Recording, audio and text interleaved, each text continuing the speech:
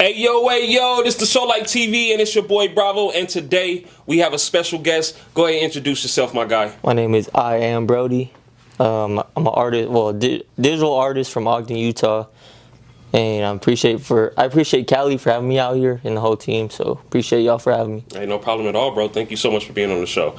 Really appreciate it, man. You know what I'm saying? I like your art and what you doing in your work, bro. So we had to get you on the show. I appreciate it. Of course, bro. You said we gonna have to wait, but you're like, nah, I got a slot this weekend, so come through. Right. So.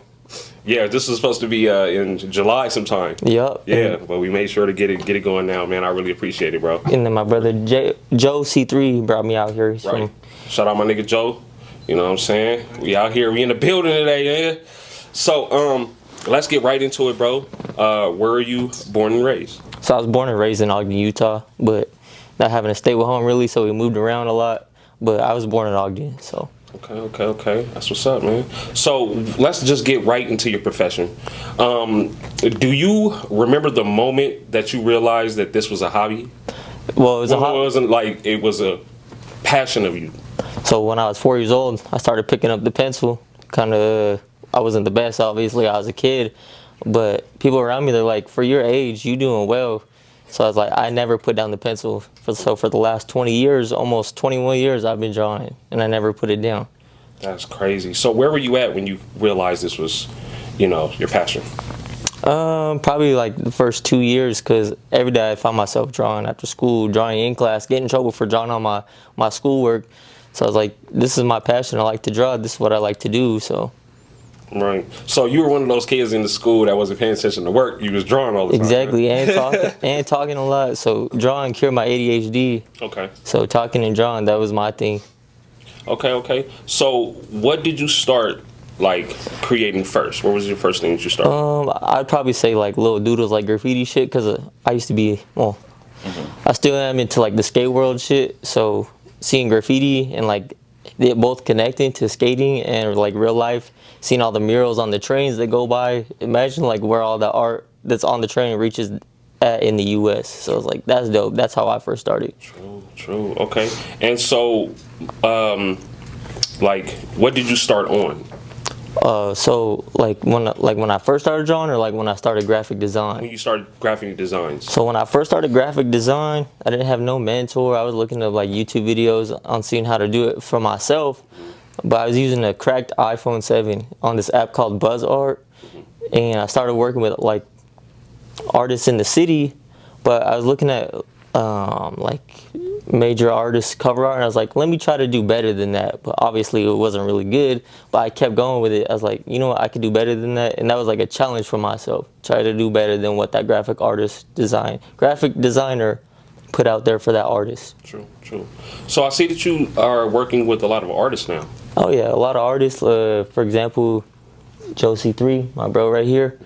But for example, NBA Youngboy, got to work with him. Polo G, I designed a chain for him.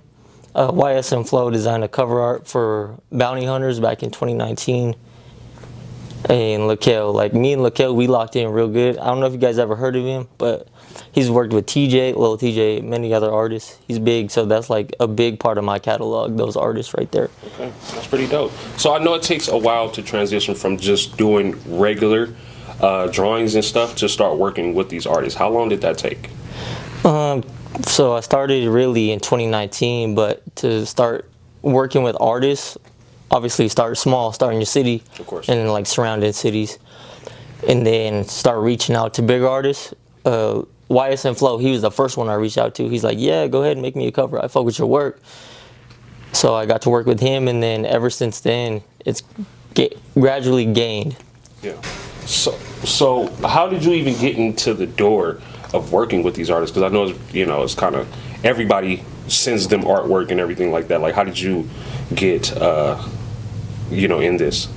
Getting into it, like working with bigger artists, it's kind of tricky because all day, every day, what are people doing? Tagging them, commenting on their posts, trying to send them their links. But I found a strategy for myself. The strategy I found for myself in order to do that is DM them later at night between like 11:30 to 2 a.m. And if they don't respond, you can obviously find like a management's email. So that's what I started doing, reaching out to their management, but never really had an outcome. And so I just like kept messaging them late throughout the night, like day after day, really, because I was like, I'm trying to get my foot in the door. Yeah. And eventually it worked. With Polo G, it worked, and we can dive into that in a little bit. But Of course. So with that, with just getting yourself in the door, who inspired you with this vision that you got going? Like who are some people that you followed? some people that I follow, his name is Benny Productions. He's a YouTuber from overseas. Okay. I can't remember where he's from, but he does insane Photoshop work. He's got the chance to work with Coca-Cola, like Adobe Photoshop, all type of stuff. So it's like, damn, if he's really doing that, gaining that a mass amount of followers just off of art, what makes me think I can't do it and reach that point of status. Definitely. That's dope.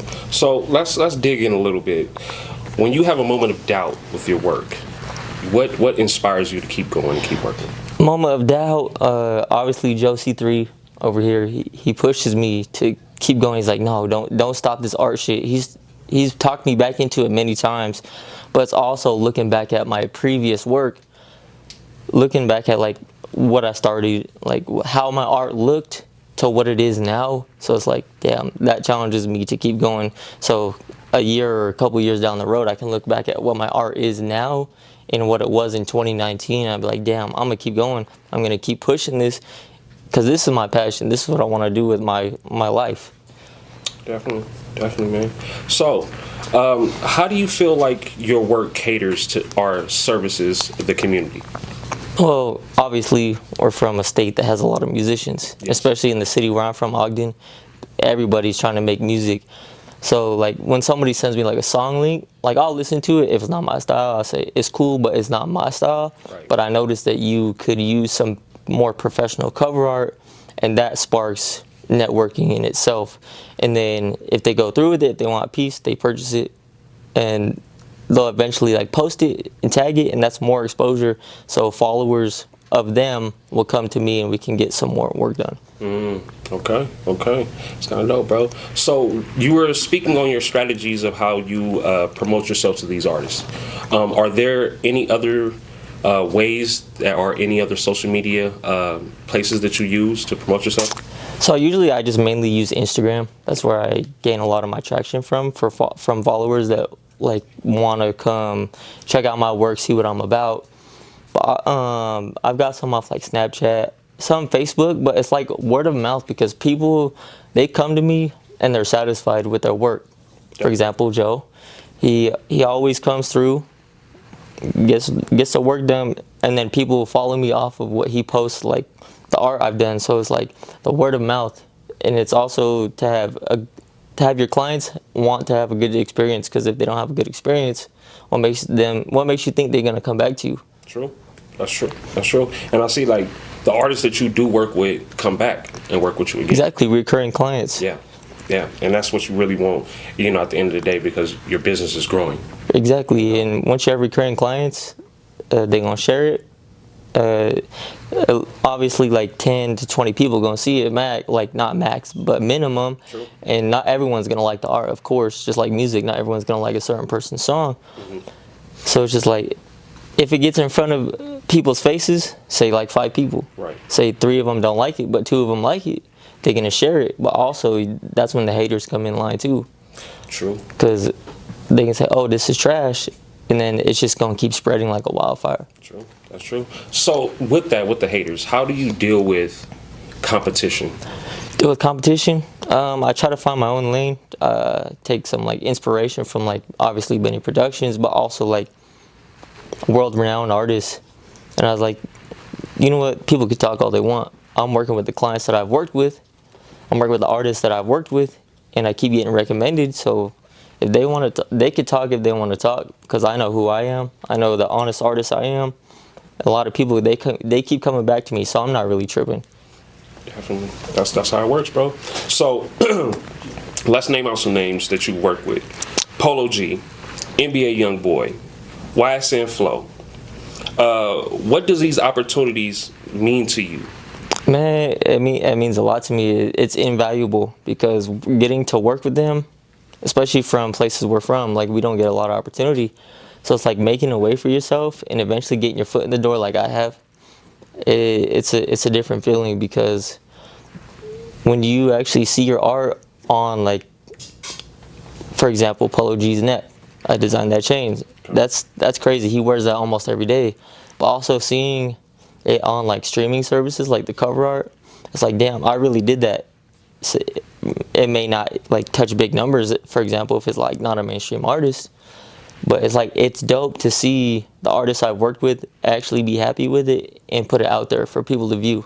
Yeah. Because cover art does matter. Cover art speaks a whole different language. Yeah, that's true. That's true.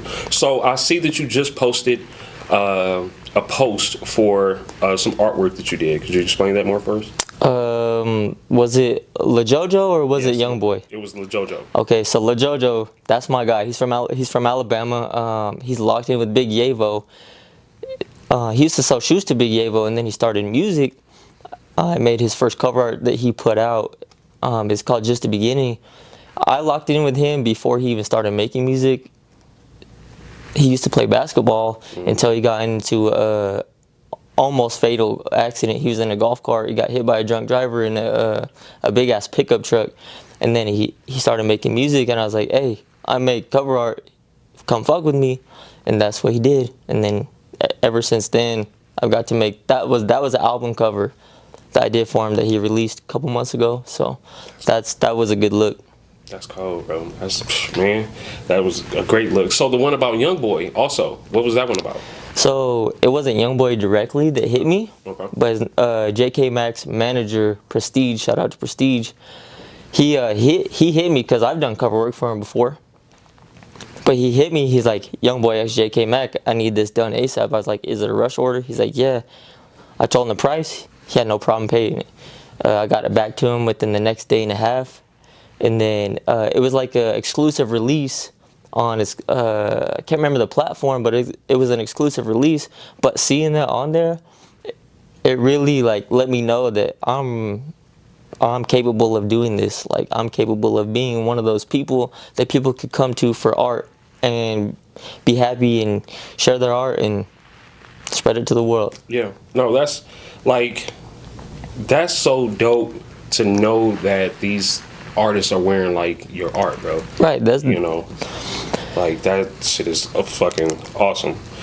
So outside of mainstream artists, who are some artists that you like to work with? Some artists I like to work with, obviously, LaJojo. Of course. Donnie Loke from LA, South Central to be exact. Joe, I love to work with Joe. Okay. Like we locked in. We've been locked in for a long time. I'd probably say those are my favorite clients to work with. Okay. So it's like I don't have like a huge clientele base, but it's growing. So hopefully I get the chance to work with more like artists that aren't mainstream but are making a way for themselves and have their own sound. And eventually they can get to where they want to go. Yeah. And I'm just there to help them with the art, and they have the platform that they can tag me in. They can tag me in and share it to whoever their fan base is they're following. That's cool. Dope. So what I like to do is always kind of like dig into who you are as a person. If you could explain yourself to the people that's watching that don't know you, how would you explain yourself? How do I explain myself? Mm-hmm. Well, I'm real laid back. I don't really put a lot of my inner life out there, more so my art. But it's just like I grew up quiet, like not really a lot of friends. I got picked on as a kid because I was a lot smaller, and so I really just stuck to like my cousins because I grew up with them real close group. I really stuck with them, yeah. And obviously Joe came in, treated me like family. Sure. So we've been locked in ever since. We actually were talking about this the other day. Blood don't make you family. Loyalty, consistency, and just showing up for that person, it just makes you family. That's thicker than blood, if you ask me. That's true. That's true. So, with this job, there's a lot of ups and downs. Right. How do you deal with the failures or the things that didn't work your way with this situation? I do with the failures like this. It's just like one person's no could be another person's yes. Yes. So just keep going. Sometimes this shit gets it tolls on you because sometimes it feels like a job, and when a passion of yours feels like a job, that's when you want to drop it all. But you really got to lock back in and be like, I'm really built for this. I've seen what my art where it's taken me, what it's doing for me, and where it's gonna go. So that's how I deal with all that. That's right. That's right.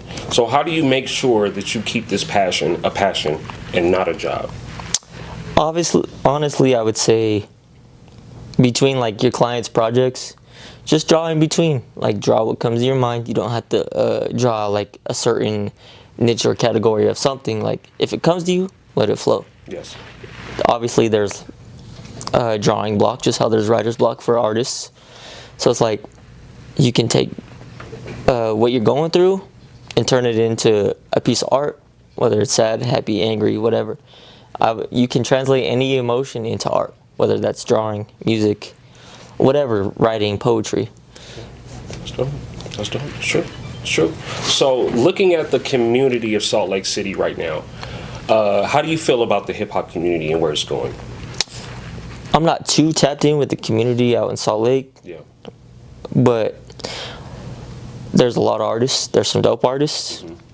I feel like people got to come together. Just how Atlanta does it. Yes. Everyone comes together. Yes. And they all put each other on. I share this. I share that. He shares mine. Whatever. And then they come together. They could work on a song. For example, me and Joe cover art. He does a song. So it's like working together, trying to become one. Obviously, there's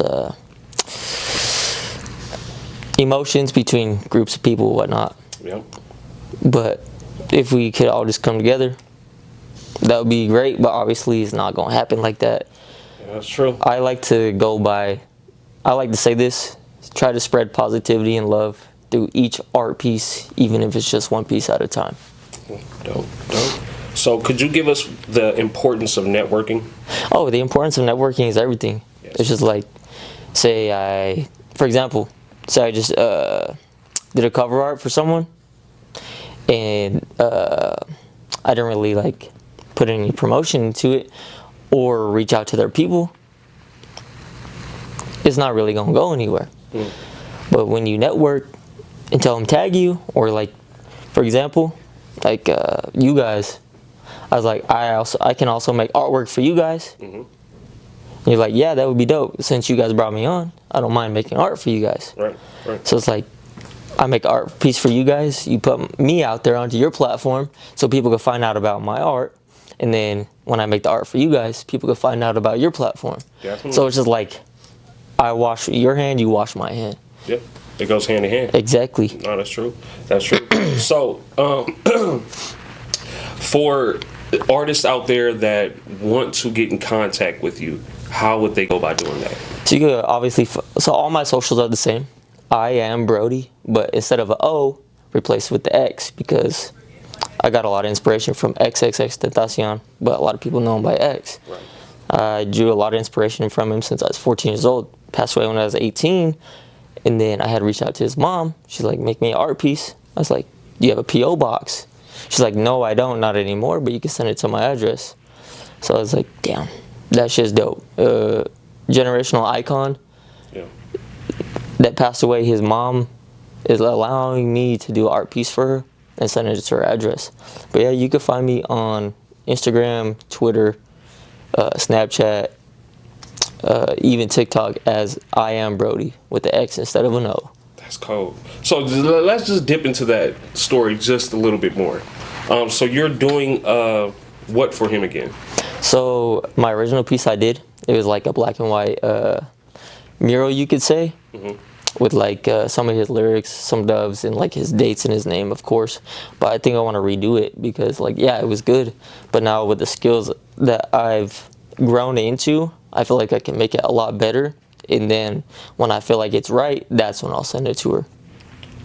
That's crazy. Because I had reached out to her right after they put his documentary out on Hulu. And surprisingly, she responded to me. She's like, yeah, you can make me an art piece. Just send it to my house. So I was like, you know what, that's dope. That's dope. That's dope. Well, I hope everything goes well, bro.